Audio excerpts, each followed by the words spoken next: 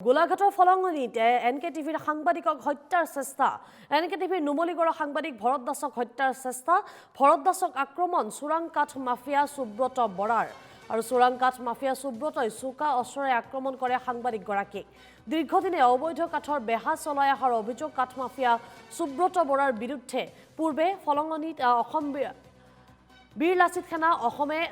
অবৈধ কাঠ জব্দ কৰি বন বিভাগক গতাই দিছিল ঘটনাৰ বাতৰি সবিস্তাৰে সম্প্ৰচাৰ কৰিছিল সাংবাদিক ভৰত দাসে বৰ্তমান বন বিভাগৰ কাৰ্যালয় জব্দ হৈ আছে সুব্ৰত বৰাৰ সেই কাঠৰ গাড়ী ঘটনা সন্দৰ্ভত বগিজান আৰক্ষী থানাত এজাহাৰ দাখিল কৰা হৈছে আৰু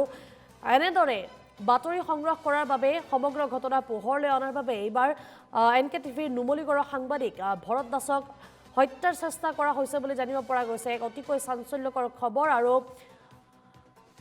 কাঠ মাফিয়াৰ বিৰুদ্ধে গুৰুতৰ অভিযোগ উত্থাপন হৈছে সুব্ৰত বৰাৰ বিৰুদ্ধে সমগ্ৰ অভিযোগ উত্থাপন হৈছে সবিশেষ জানিবৰ বাবে আমি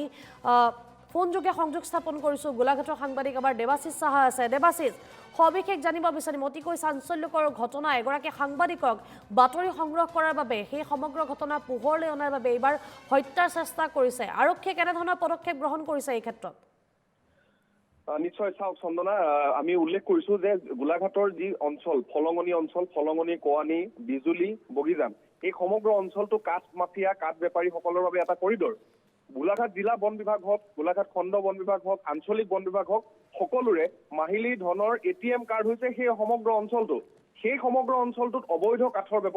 বেপাৰ অবৈধ বালিৰ বেপাৰ চলাটো আজিৰ পৰা বহু পুৰণি কথা সকলোৱে জানে বাতৰিৰ পাছত বাতৰি সম্প্ৰচাৰ হয় কোনো ধৰণৰ কিন্তু ব্যৱস্থা এই মুহূৰ্তলৈকে নহয় যিগৰাকী সুব্ৰত বৰা সেই সুব্ৰত বৰাৰ এখন অবৈধ কাঠ ভৰ্তি বাহন বীৰ লাচিত সেনা অসম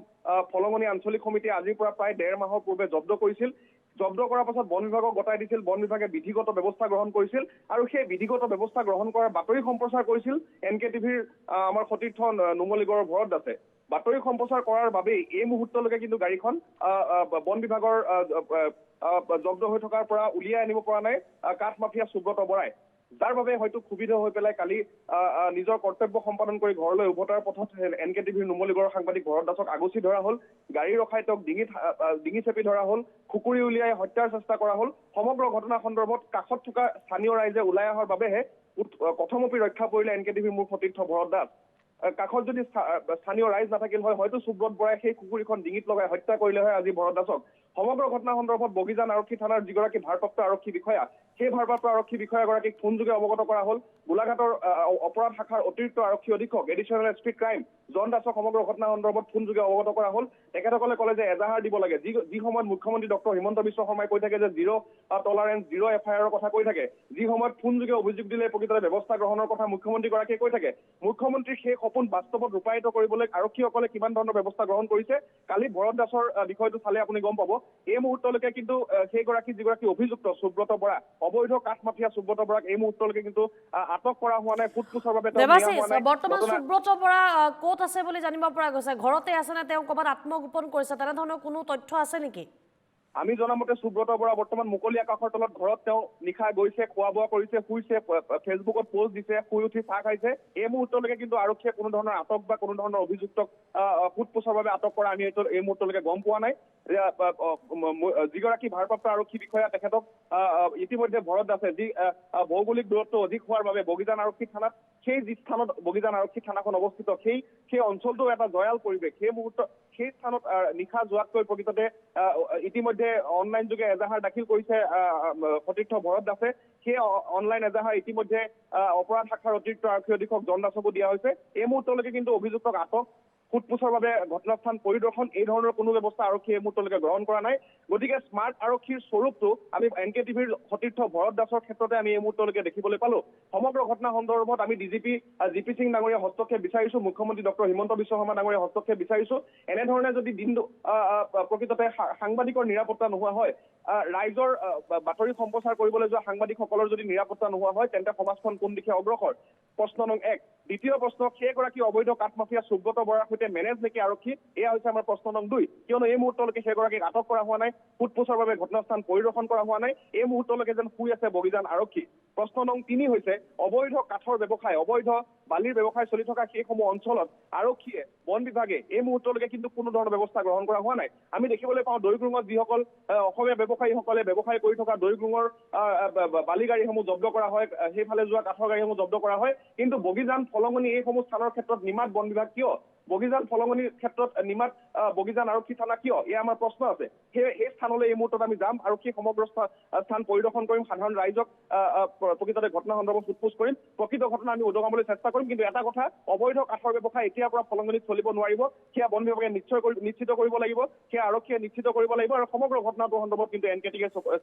NKTVয়ে চকু ৰাখিব। দ্বিতীয় কথাটো হ'ল সাংবাদিক ভৰত দাসৰ নিৰাপত্তা বগিজান আৰক্ষীয়ে নিশ্চিত কৰিব লাগিব, গোলাঘাটৰ স্মাৰ্ট আৰক্ষীয়ে নিশ্চিত কৰিব লাগিব, অন্যথা কিন্তু এই সমগ্ৰ ঘটনা সন্দৰ্ভত সাংবাদিক সংগঠনসকল জাগি উঠিব। গোলাঘাট জিলা সাংবাদিক সংস্থা ইতিমধ্যে সমগ্ৰ ঘটনা সন্দৰ্ভত ব্যৱস্থা গ্ৰহণ কৰাৰ আশ্বাস প্ৰদান কৰিছে। সাংবাদিকসকলে ইতিমধ্যে কলা বেজ পৰিধান কৰি প্ৰতিবাদত বহিব আৰু এই সমগ্ৰ ঘটনাটোৰ সন্দৰ্ভত যেতিয়া এটা পুংখানুপুংখ তদন্ত নহ'ব, সাংবাদিক ভৰত দাসৰ নিৰাপত্তা নিশ্চিত নহ'ব, তেতিয়ালৈকে কিন্তু সাংবাদিক সংগঠনসমূহে এই ধৰণৰ প্ৰতিবাদ অব্যাহত ৰখাৰ হুংকাৰ প্ৰদান কৰা হৈছে। দেৱাশিষ, যিহেতু বন বিভাগে ইতিমধ্যে সেই বাহনখন জব্দ কৰিছে বুলি আপুনি ইতিমধ্যে উল্লেখ কৰিছে, কিন্তু এই যি সৰবৰাহ কৰা হয় চোৰাংভাৱে কাঠসমূহ, সুব্ৰত বৰাৰ সৈতে আৰু কোন কোন লোক জড়িত আছে সেই সন্দৰ্ভত বন বিভাগে কোনো ধৰণৰ ব্যৱস্থা গ্ৰহণ কৰা নাই নেকি? চাওক, এয়া এক দীঘলীয়া অধ্যায়। আমি জানিব পৰা মতে বন বিভাগৰ জব্দকৃত সেইসমূহ কাঠ সলনি কৰাৰ দৰে অভিযোগ এই মুহূৰ্তলৈকে আছে। আমি সমগ্ৰ ঘটনা উৎখাত কৰিম, সমগ্ৰ আখ্যান আমি খুলিম, এতিয়াৰ পৰা আমি আৰম্ভ কৰিছো। সাংবাদিকক যিহেতু গাত হাত দিয়া হ'ল, অবৈধ কাঠৰ ব্যৱসায়ীৰ যিটো ঘাটি, সেই সমগ্ৰ ঘাটিৰ যিখন কলা অধ্যায়, কলা আখ্যান, সেইখন আমি এতিয়াৰ পৰা খুলি পেলাম। এতিয়াৰ পৰা সেই ধৰণৰ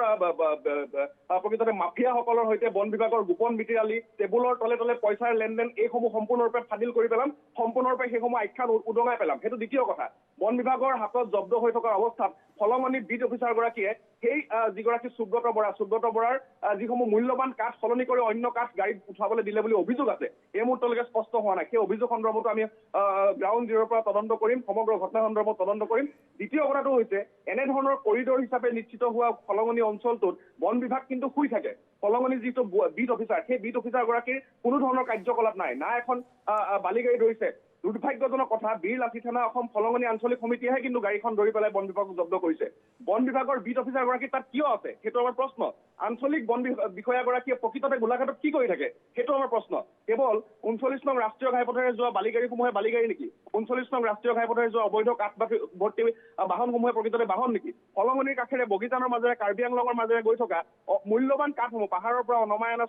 চোৰাং কাঠসমূহ প্ৰকৃততে কাঠ নহয় নেকি? এইসমূহ ভৰ্তি হৈ থকা বাহনসমূহ প্ৰকৃততে অবৈধ বাহন নহয় নেকি? এইসমূহৰ ক্ষেত্ৰত বন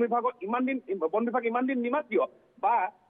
মাফিয়াৰ সৈতে গোপন মিতিৰালিৰে চোৰাং কাঠ সলনি কৰিবলৈ দিয়াৰ আঁৰত প্ৰকৃত ঘটনা হ'ব পাৰে কি? এই সমগ্ৰ ঘটনা সন্দৰ্ভত আমি এতিয়া তদন্ত কৰিম। NKTVয়ে নিজাববীয়া তদন্ত কৰিব আৰু এই সমগ্ৰ ঘটনা সন্দৰ্ভত আৰক্ষী যদি নীৰৱ ভূমিকা থাকে, DP সিং ডাঙৰীয়াকৈ এই সমগ্ৰ প্ৰতিবেদনৰ জৰিয়তে আমি কিন্তু ক'ব বিচাৰিছো যে আপুনিও এই ক্ষেত্ৰত ব্যৱস্থা গ্ৰহণ কৰিব লাগিব। মুখ্যমন্ত্ৰীৰ যিটো স্মাৰ্ট অসম গঢ়াৰ সপোন, স্মাৰ্ট আৰক্ষী গঢ়াৰ সপোন, সেই সপোনক সাকাৰ কৰাৰ ক্ষেত্ৰত প্ৰতিগৰাকী আৰক্ষী বিষয়াই কিন্তু ব্যৱস্থা গ্ৰহণ কৰিব লাগিব, অন্যথা কিন্তু এই সমগ্ৰ যিখন অধ্যায়, কলা অধ্যায় ফাদিল কৰি থাকিব NKTVয়ে। হয়, দেৱাশিষ, বৰ্তমান ধন্যবাদ জ্ঞাপন কৰিছোঁ আৰু আমি তন্নতন্নকৈ সমগ্ৰ ঘটনাৰ তথ্য দিবলৈ চেষ্টা কৰিম। যিহেতু আৰক্ষীয়ে এই পৰ্যন্ত এই অভিযুক্ত সুব্ৰত বৰাৰ বিৰুদ্ধে কোনো ধৰণৰ পদক্ষেপ গ্ৰহণ কৰা নাই, এই পৰ্যন্ত আটক হোৱা নাই, সোধা পোছাৰ বাবে মাতি পঠোৱা নাই সুব্ৰত বৰাক। এতিয়াও মুকলি আকাশৰ তলতে আছে। এগৰাকী সাংবাদিকক হত্যাৰ চেষ্টা কৰা বুলি অভিযোগ উত্থাপন হৈছে। NKTVৰ নুমলীগড়ৰ সাংবাদিক ভৰত দাসক হত্যাৰ বাবে চেষ্টা চলাইছিল বুলি জানিব পৰা গৈছে। আক্ৰমণ কৰা হৈছিল ভৰত দাসক আৰু তাৰ পাছতো কিন্তু এতিয়াও আৰক্ষীয়ে কোনো ধৰণৰ পদক্ষেপ গ্ৰহণ কৰা নাই। এক প্ৰকাৰৰ পৰা সন্দেহ প্ৰকাশ কৰিব পাৰি যে এক প্ৰকাৰ আৰক্ষীৰ কোনো বিষয়াক মেনেজ কৰিছে নেকি এই কাঠ মাফিয়া সুব্ৰত বৰাই, সেয়া প্ৰশ্ন উত্থাপন হয়। বন বিভাগৰ লোকো যে ইয়াত এক প্ৰকাৰ জড়িত হৈছে সেয়াও নিশ্চিতভাৱে ক'ব পাৰি, কাৰণ সেই অঞ্চলৰ পৰা চোৰাংভাৱে কাঠৰ বেহা চলাই আছিল বহু দিনৰ পৰা আৰু সেই সন্দৰ্ভত বাতৰি সম্প্ৰচাৰ কৰাৰ বাবে NKTVৰ নুমলীগড়ৰ সাংবাদিকক হত্যাৰ চেষ্টা কৰিছে, আক্ৰমণ কৰা হৈছে, যাৰ ফলত আহত হৈছে আমাৰ সাংবাদিকগৰাকী। কিন্তু এই সন্দৰ্ভত আৰক্ষীয়ে এই পৰ্যন্ত কিয় পদক্ষেপ গ্ৰহণ কৰা নাই, সেয়া এক ডাঙৰ প্ৰশ্ন। পৰৱৰ্তী সময়ত এই সমগ্ৰ ঘটনাৰ আমি তন্নতন্নকৈ তথ্য দিম দৰ্শকক।